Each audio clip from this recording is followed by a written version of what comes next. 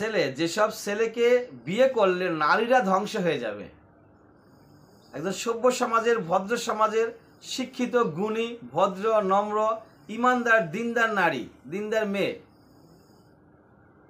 কোনো একটি ছেলেকে বিয়ে করার কারণে তার জীবন বরবাদ হয়ে যাবে।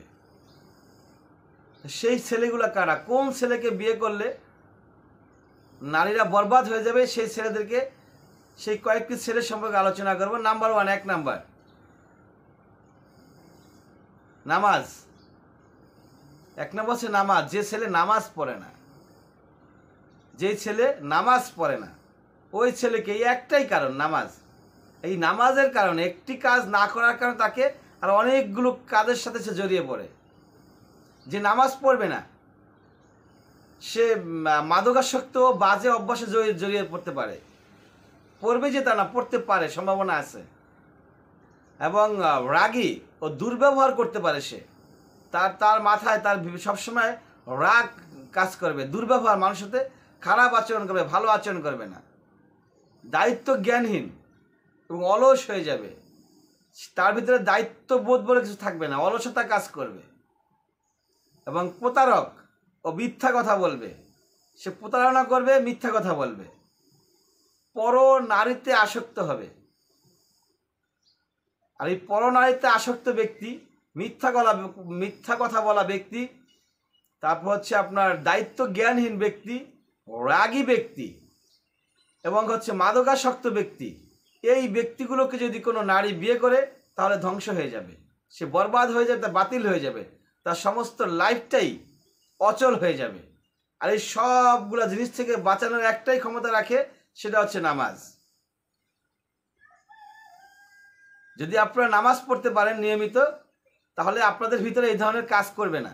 সকল প্রকারের, পৃথিবীর যত ধরনের অন্যায় আছে, যত ধরনের অপরাধ আছে, যত ধরনের খারাপ কাজ আছে, সকল খারাপ কাজ থেকে আপনি দূরে সরে আসতে পারবেন যদি আপনি নামাজ পড়েন। তাহলে পুরুষ এবং নারী, ছেলে, বুড়ো, সবাইকে বলছি, যারা নামাজ পড়েন না তারা অবশ্যই আজকে থেকে, এই মুহূর্ত থেকে নামাজকে ধরে ফেলুন। আর যারা নামাজ পড়েন নিয়মিত, তারা বেশি থেকে বেশি পরিমাণে শুকরিয়া আদায় করুন, আলহামদুলিল্লাহ, যে আল্লাহ পাক আমি নামাজ পড়ি, আমি যেন নিয়মিত মৃত্যুর আগ পর্যন্ত এইভাবে নামাজ আদায় করতে পারি, তুমি সেই তৌফিক দান করো। সবাই বলি আমিন। আর নারীরা যারা বিয়ে করে ফেলেছেন অলরেডি, আপনাদের হাজব্যান্ড যদি নামাজে অনীহা থাকে, তাহলে আপনি আগে নামাজ পড়ুন, নিয়মিত নামাজ পড়ুন, এবং আপনার হাজব্যান্ডকে প্রতিনিয়ত আপনি বোঝানোর চেষ্টা করুন, সব ইনশাআল্লাহ তাআলা নামাজি হয়ে যাবে। মুসলমানের ঘরে জন্মগ্রহণ করা ব্যক্তি কখনোই নামাজকে ঘৃণা করে না, মাইন্ড ইট, কখনো নামাজকে ঘৃণা করে না। বাট অলসতার কারণে আজকে নয় কালকে পড়বো, আরেকটু বয়স হোক তারপরে পড়বো, মরার আগে দিয়ে পড়বো, এই ধরনের উল্টাপাল্টা চিন্তা মাথায় ঢুকে থাকার কারণে নামাজের প্রতি তার আগ্রহ দিন দিন কমে যাচ্ছে। কিন্তু সে নামাজকে ঘৃণা করে না, অপছন্দ করে না। এটা সবাই মানবেন।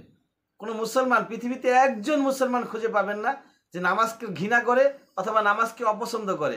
যদিও সে সারা বছরেও এক ওয়াক্ত নামাজ না পড়ে, তারপরে সে নামাজকে ঘৃণা করে না।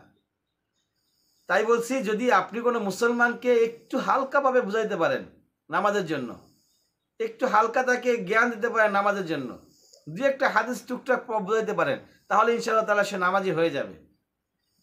তো সবাই ভালো থাকবেন, সুস্থ থাকবেন, এবং যে কথাগুলো বললাম সেই কথাগুলো মানার চেষ্টা করবেন, এবং ইসলাম প্রচারে অবশ্যই আমাদেরকে সাহায্য করবেন।